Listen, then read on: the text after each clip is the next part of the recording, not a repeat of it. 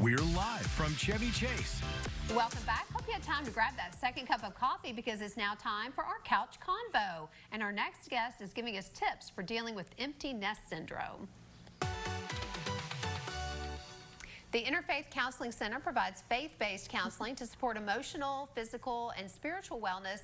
And joining us is their co-clinical director, Zoe Simpson. Hi, Zoe. Hi, thank you so much for having me. Of course, and we've already had a great conversation. I feel like I've already learned from you. You're wise beyond your years, but you help adolescents and teens mostly in transition. You're going to give us some insider perspective on handling empty nest syndrome, because that's at the stage of life that Lee and I are at, and a lot of people that are watching are at. So talk to us about, what do we mean when we say empty nest syndrome? So empty nest syndrome is not necessarily a clinical diagnosis, but it's an experience that many adults have when their adult children or emerging adult children are leaving the house for the first time, usually off to college or a job. And so it's just the tangled emotions that they experience in the midst of that season. Yeah. Well, and what's interesting about it is I see opportunity and I see challenges, because for Tam and I, we were, for lack of a better word, eager for our children to fly away from the nest, because we saw that as an opportunity. And that's not to, you know, say we didn't love and miss our children and have fear for them, but we saw it as an opportunity. But there's also a lot of challenges for people. Talk about some of those challenges.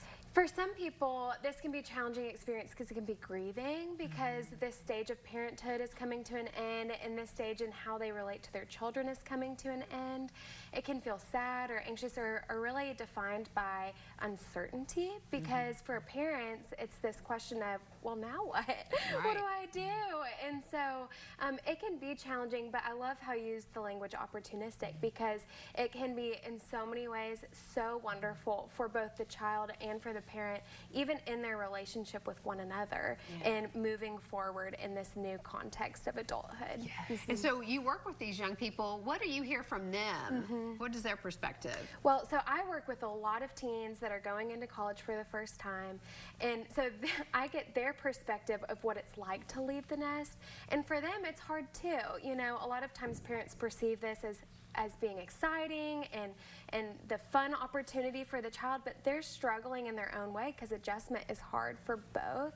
And so what they ask of their parents a lot of time is to just be like a steady presence that they know is available to them, but to also let them learn how to be independent and to kind of take those steps on their own for the first time. I'm very guilty, admittedly so, of being a little controlling. And so it's hard to let your children go down the path of what you might foresee as being a mistake or a missed opportunity. So what advice do you have for parents in that situation?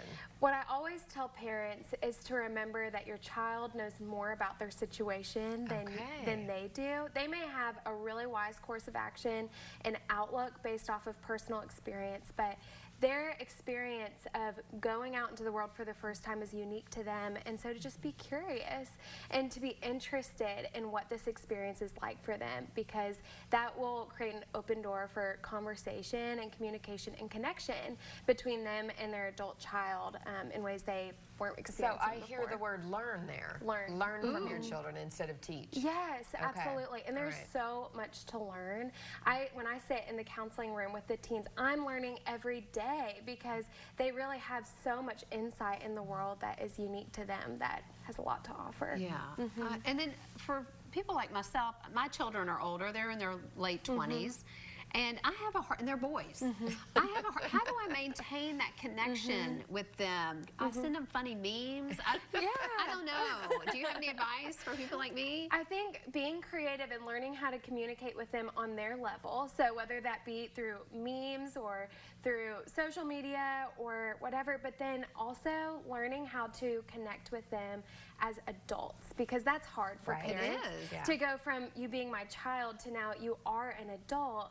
And so finding ways to really respect and honor that new phase of development that they're entering into means a lot for an adult child. Well, you are a wealth of knowledge. Yes. How can people get a hold of you? So you can Especially find me. us.